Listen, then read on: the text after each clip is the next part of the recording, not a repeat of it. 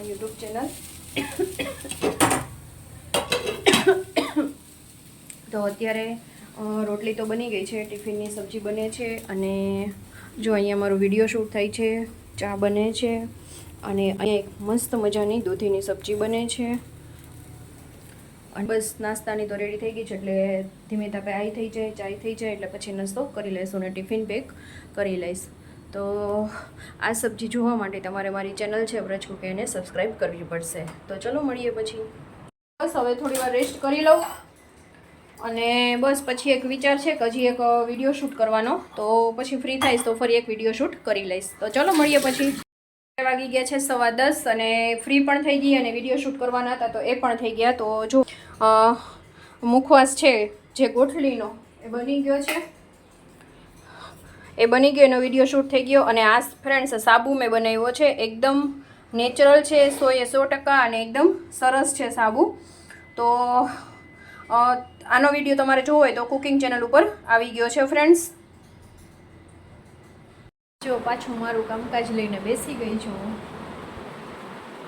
હવે કાલે તો ભાભીની રાખડી તો બની ગઈ, તો હજી વિચાર છે કે હજી 2 છે ને હેવીમાં પહેલાં બનાવી નાખું, પછી ભાઈની રાખડી બનાવું બસ। તો અત્યારે વિચાર છે બનાવી નાખું ને સાંજે વિચાર છે કે સિંધી ઓલા પેલા દાળ પકવાન હોય છે ને એ બનાવવાનો વિચાર છે, એટલે સાંજે બનાવીશ ને બુકિંગ કરવા જવું છે બટ બહુ છે નહીં એટલું કરું કે જાઉં, એવું અંદરથી મને ફીલ એવું નથી થતું કે હું જાઉં।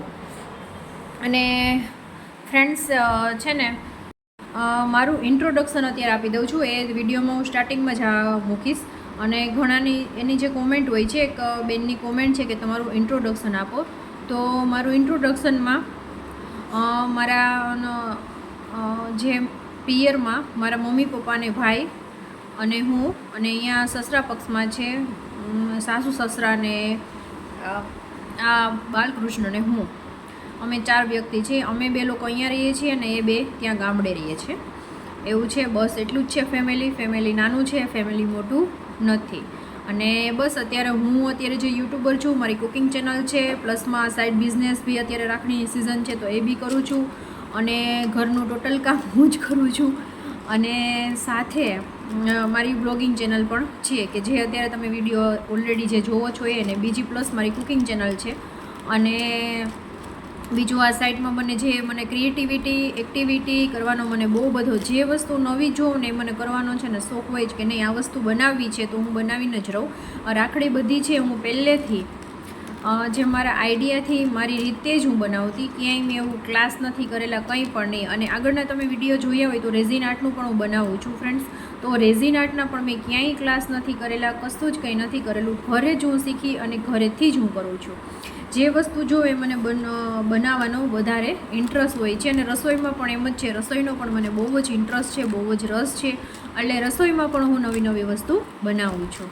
તો બસ આ મારો ઇન્ટ્રો થઈ ગયો ફ્રેન્ડ્સ, અને અત્યારે હાલ અમે અમદાવાદ રહીએ છીએ અને બસ જો હવે ઇન્ટ્રો થઈ ગયો અને હવે મારા કામે વળગી જાઓ, એના વિના તો કંઈ હાલશે નહીં। આજે દાળ પકવાનો પ્રોગ્રામ કહેતી હતી તો એ છે, તો પકવાન રેડી થઈ ગયા છે, લાસ્ટમાં એક પકવાન બને છે અને અહીંયા ચટણી આંબલી અને ગોળની ચટણી થાય છે અને અહીંયા દાળ છે બોઇલ કરવા મૂકવાની છે। અને બસ આમાં તો સિમ્પલ જ હોય છે, દાળને ખાલી બોઇલ કરવાની હોય છે ને પછી ઉપરથી પેલું શેકેલ જીરું ને ચટણી ને આમચૂર પાવડર ને તીખાને ભૂકીને બધું સ્પ્રિંકલ કરવાનું, પછી ઘીનો વઘાર આપવાનો હોય છે, બસ એટલું જ હોય છે। અને ગ્રીન ચટણી અને આ પેલી ખજૂર આંબલીની ચટણી હોય છે, બસ એ જ હોય છે, બીજું કશું આમાં હોતું નથી, એકદમ સિમ્પલ હોય છે।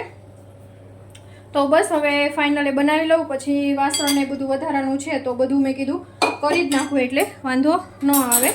તો ચલો ફ્રેન્ડ્સ મળીએ પછી। ગ્રીન ચટણી તો મારી થઈ જ ગઈ છે એટલે એ તો કંઈ ટેન્શન નથી। તો બસ પછી ફાઇનલ કેવા બને છે હું તમને કહીશ, અને તો વિડીયોને અહીંયા હું એન્ડ કરું છું। વિડીયો સારો લાગે તો લાઇક શેર અને સબસ્ક્રાઈબ કરવાનું બિલકુલ ભૂલતા નહીં। તો ચલો મળીએ।